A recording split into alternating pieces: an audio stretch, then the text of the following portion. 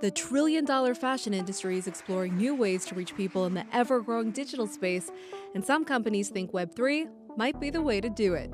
Fashion houses are using Web3 components like NFTs, blockchains, and the metaverse to bring their designs into the next iteration of the internet.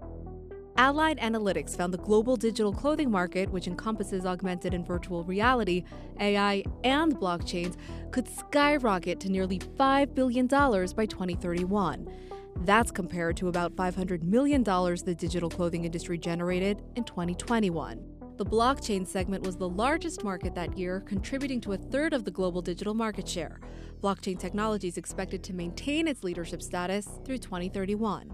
The Apple Vision Pro and the future of VR provides such an opportunity for us to create digital clothing that people can wear and flex in their cyber world, metaverse, whatever you'd like to call it. As the industry at large grows through AR and VR, and as that space continues to develop, the digital clothing market will continue to accelerate. Nick Adler and Brennan Russo are co-founders of the fashion brand Mintage. The vintage clothing brand, which launched in 2022, integrates blockchain technology into garments. When we think about the blockchain at Mintage, we really think about it as an important feature within the overall brand. The first and foremost thing that we've done is to integrate NFC chips into our products. Super simple, no logins. You tap your phone up against there, you tap the link that opens up the web browser, and then it pulls up the verified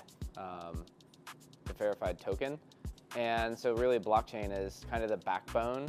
Within that digital receipt, when you open it and you start to browse, we can continue to update it and refresh it and add more information. A lot of what's really important to us right now is storytelling. So we want you to know who designed the item, what number the item is in the collection, what potential rips and tears, things that we call traits, live with the item. Potentially who wore the item. Was it worn by some celebrity? Mintage isn't the only fashion brand looking to harness blockchain technology to benefit its business and its customers. Major labels that have been around for decades are too. LVMH, the conglomerate behind some of the biggest brands in fashion like Louis Vuitton and Christian Dior, expanded their Web3 push in June by announcing a partnership with Epic Games. The collaboration allows LVMH to utilize Epic's 3D creation tools to offer things like virtual fitting rooms and fashion shows. And Gucci has ventured into the world of Web3 gaming, teaming up with platform Roblox and augmented reality mobile games like Pokemon Go. Gucci has also been big on NFTs. In July, the luxury brand teamed up with auction house Christie's on an NFT collection. The Italian fashion house is one of the first major brands to truly embrace this space, accepting crypto payments in U.S. boutiques. Gucci with their NFT drop and then continuing to push the boundary, whether it's Roblox or some of those other video game spaces, those are awesome wins for the industry at large. LVMH doing their VIA collection, Adidas with what they've done with their alts community and how if you really love basketball, you can go buy the basketball NFT and then that one gives you basketball related experiences. Same thing with running, same thing with music. That's also a really cool way to engage your community and your customers. Now here at this conference called Fashion Innovation Worldwide Talks, the topics of tech and fashion took center stage, and that includes Web3. The reason we put these events together is really for the industry to get together, to collaborate, to exchange ideas. Super important, especially as everything is moving so fast. Jordana and Marcelo Guimarães are the founders of Fashion Innovation, a global platform aimed at fostering innovation in the fashion industry.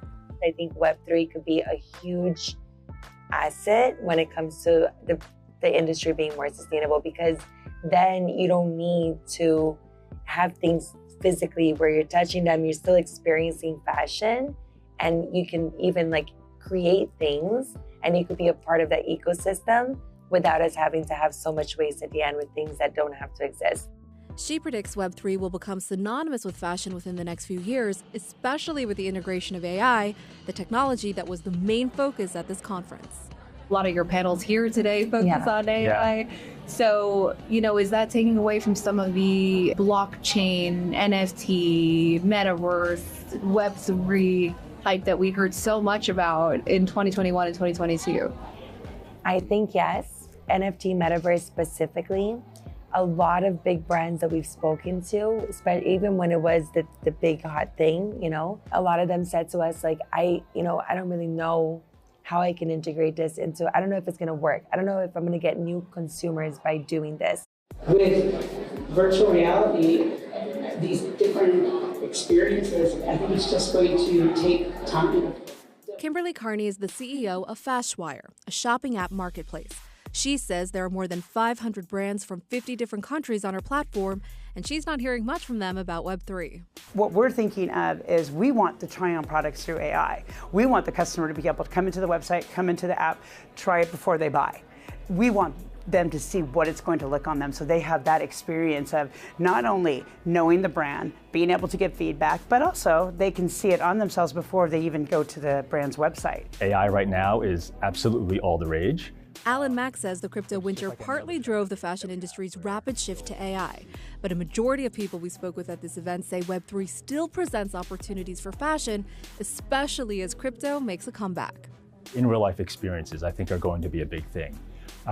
Whether that be like if you're a musician for something like that, you can buy something at the merch stand at a concert, and then when you tap into it, you can unlock digital downloads or other experiences. It'll unlock maybe like a recording of the concert that you were just at, and that could be something that's really special. When I think of fashion in this new era of internet connection, I think of technologies like blockchain and how we can utilize that to create chains of ownership, how we can use it for loyalty programs and for consumers to connect more deeply and intimately with the brands that they participate with. And I think of it in terms of artistry and storytelling. So how we can use these emerging technologies to create really immersive and emotional experiences for brands and consumers to connect. And when I think of the future of fashion, I think it's becoming more accessible. And what that means is when you look at augmented reality, when you look at virtual reality, both of those are giving experiences from home. As like we've all been more at home, we've all been more remote. Those experiences give people that maybe wouldn't have had the opportunity to go to a brick and mortar store, go try something in person, have like more of an in-person experience with that product. And I think that's really beautiful. While some brands have been taking the plunge experimenting with Web3, not all are sold. Some fashion designers like Nicole Miller, who has been around since the early 80s, say they have no plans to move into Web3. I think we're going to get away from all this silliness and, all this artificial stuff and, fake clothes and everything and having avatars. I think we're just going to go back to real clothes and natural fibers. And I think we're going to revert back the other way because I think it's all going too far. There's always going to be people who want to be traditional and are really about the authentic brand or the authentic art. And I ultimately respect that. Technology is something I welcome and I'm truly excited about. I think that Web3 is just another technology that we can adopt and we can figure out ways to integrate. I don't believe it's going to take over an entire industry. I think it's an exciting opportunity. Like I think of the internet, like I think of other types of tech, it just opens up new categories. And ultimately, I think that people will slowly embrace it and it'll become something that we don't even think twice about.